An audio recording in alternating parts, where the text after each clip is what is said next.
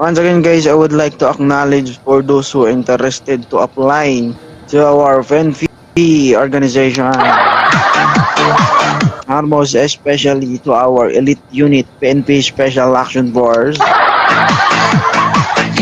Kung meron po kayong kakilala, kaibigan, kamag-anak na gustong mag-apply. Our basic salary is, anong salary? Our basic salary is 29,800 something. Hindi pa po kasamang benefits, rice allowance. And kaya na pong bumuhay ng isang pamilya. Wag mo lang dagdagan para hindi ka maghirap.